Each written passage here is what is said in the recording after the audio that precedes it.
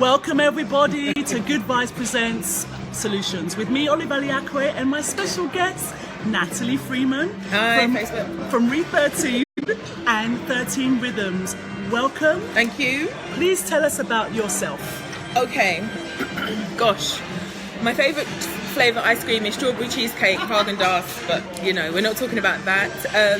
13 Rhythms is a personal, professional business development service, and it's all about helping people to identify ways that they can move closer towards their personal, professional and business goals. And my main objective working with people is to get them to do one thing every day that helps them to see their objectives, identify their objectives, and ultimately move closer towards them. Re13 is under the umbrella of 13 Rhythms, and that is all about supporting communities in Zimbabwe around the giving of enterprise skills development, training, access to markets for products that are produced, and really having a sustainable business model that can help people to see some real economic change in their lives. And how and why did you get involved? In terms of 13 Rhythms then, I volunteered in Zimbabwe in 2015 for 6 months. And what that placement did for me was gave me the opportunity to, one, visit Africa for the first time. So I'd never been home, as it were, before. I didn't go for a trip. I went to completely immerse myself in the community, in a family, and in the working world there. I was there for 6 months, so of course you can't learn everything, but it did give me a chance to get to grips with some parts of the country and some of the things that were happening. And I sort of went away, came back, kind of fell in love with the place a little bit, a lot, let me not lie, a lot. But more to that was also kind of recognising where some of the challenges were and thinking about how I could bring my skills to the fore in terms of being able to provide some support there. And can you please tell the viewers about Re13? Yeah. So Re13 is 2 years in the making. After my time volunteering, I then went back to Zimbabwe. I flew back on the Christmas Day that same year, and I did a research trip. Now, Re13 is a combination of all of that work. So it's essentially the delivery of enterprise skills training, garment and sewing lessons, and on top of that, it then has opportunities to help people to start their own micro businesses through the creation and production of products. In fact, I think I brought something with me just to highlight what this is all about. So, I sew a little bit, and this is a snood. So I've got a dress in this fabric, and then I also have a lot of jeans that, I'm going to say sorry to everyone, the crutch rubs a little bit. Anyway, so what happened was one day I was sitting at my sewing machine, and then with the fabric that was left, I created this snood. Now what I want to do is, rather than saying, okay, let's buy 6 yards, 6 yards, 6 yards of fabric, is utilise scraps, upcycled fabrics, recycled fabrics, and stuff that's left over from making our big outfits, and then using that to create new items for him, her and home. So what's going to happen is the project is going to teach the skills required, and then also come out with hand-finished, handmade products.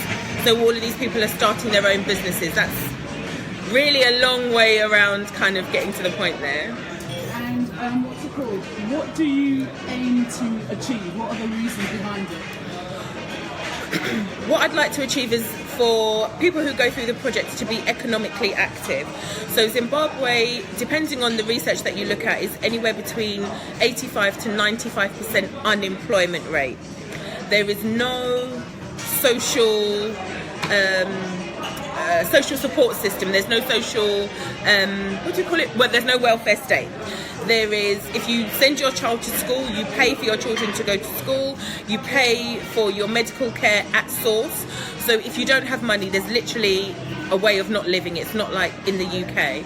So for me, it's all about being able to give people the opportunity to have a means of running their own business that will create their own money.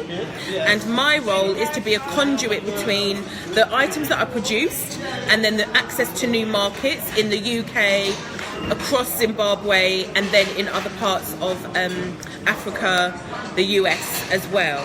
So it's all about economic activity and economic development. Perfect. And can you tell us some of the challenges that you've experienced and the solutions that you use to overcome them? Yeah, definitely. So in terms of challenges, for me, there's things like the language barrier. That's a big thing. Culturally, when I spent time in Zimbabwe, there was very much a thing of, yes, I'm from the Caribbean or Caribbean descent, but actually a lot of our practices are very similar. So I've got to consider the fact that I'm not going into Zimbabwe saying, I'm from England, aren't I amazing, and going with like jazz hands about how fantastic I am, but definitely thinking about the fact that I'm working in partnership with Zimbabwean organisations. That's really important. And also that I'm in a position where I've been able to create a network, a personal and professional network, that is going to make sure that I've got the proper support that's required to deliver a project like this. Perfect. And what's it called? Were there any surprises on your journey? Oh my gosh.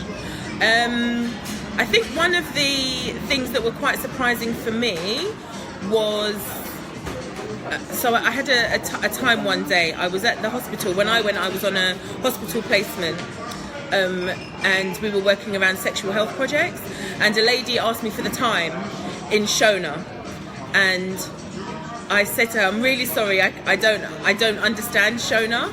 And then what happened was she proceeded to say to me in Shona and English, how can you be here? Why have you let go of your mother tongue? Why are you not speaking your language? And it made me realise that actually I was seen as somebody who was from there. And I think sometimes when we're from England and we are black, there is a real thing in other people's heads that we don't belong. So we kind of get the sense that we don't really belong. But in Zimbabwe, that whole experience was people expected you to belong. They therefore expected you to speak your mother tongue. And I realised that I had to know to say, not that I don't speak Shona, but that I'm not from Zimbabwe. And so as a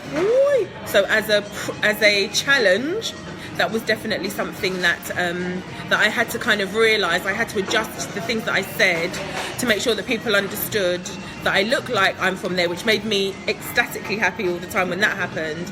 But then there was a realisation that I needed to communicate that I wasn't actually from Zim. Perfect. Please tell us about your upcoming events. Yes. So in terms of the fundraising work, I'm doing a lot of stuff around helping to raise money and raise awareness of Re13. So on the 28th of November, in the Ritzy in Brixton, I'm going to have kind of an extravaganza evening. So we're calling it Fun, Frolics and Fundraising. It's going to have some live performers, people that I'm really excited about seeing and having them perform for us. So we've got comedy, we've got singing, we're going to have fun and games, we'll have a bit of karaoke, there'll be live music, I'll have products on sale, so handmade products on sale.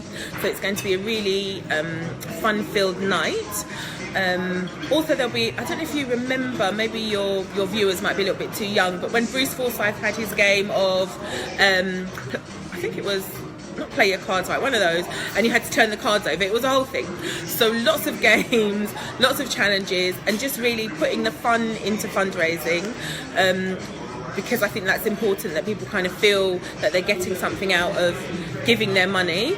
And that will also be a night where we'll have lots of additional information about the project and ways that people can get involved, because it's not just about money. There may be other skills or ways that you think you could support the project with social media, with promotional events, things like this. So anything would be really, really welcome at this stage. And I must just give a massive shout out to Got Soul and Hey SA, who hosted a fundraiser for us last week. at Got Soul Sundays, and that was a fantastic night. That's great. Can you also tell us about the other multifaceted projects that you're involved with, specifically the coaching, Okay. please, and business skills? Yeah, definitely. So 13 Rhythms is my business. I guess you'd call that the commercial element to my business. And what I do is I deliver workshops, events, coaching, one-to-one work, and other business support services to individuals that are thinking about progressing their business or their career. Now, what that looks like is one-to-one coaching in particular is all about trying to identify what it is that you would like to achieve. So what is it that you're trying to work on? What are your professional goals? What are your targets, your objectives, your aims and objectives? And we'll have a detailed program, a consultation of looking at what your needs are, trying to identify how we can potentially work together to make those happen. And after that, we then go into a process of, on a regular basis, meeting to work out what you've been doing between our last meeting and our present meeting, really getting into and underneath your motivations, your personal motivations, your professional motivations, and ultimately identifying where you may have blocks to achieving what you want to achieve, and finding ways that you can move successfully forward into achieving the goals that you've got. So it's very much it's not just the bald business skills or communication skills or presentation or whatever it might be, but it's very important that we understand your underlying stuff. So there's head stuff and then there's heart stuff. And for me, it's all about kind of pulling the two things together so that you can understand why you want to do something and how you can move towards doing it. And can you please, you've told us how people can get involved. How can they connect with you? All the socials, please. Definitely. Okay. So I am online with my website, which is 13rhythms.com. I'm going to spell rhythms. Not because I don't think we can't spell rhythms, but just because it's one of those words. So it's 13, 1-3, the digits, and rhythms is RHYTHMS.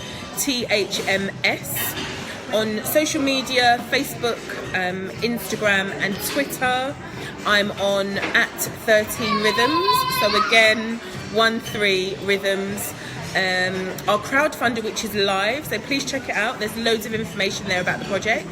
Is on crowdfunder.co.uk and /re13 recycle, refresh, renew. But if that's all too much, just pop across to any of my social media platforms and you'll see the information there in terms of how you can get in touch with me. And then I'd be very happy to talk to you about all of that and the ways that we can potentially work together.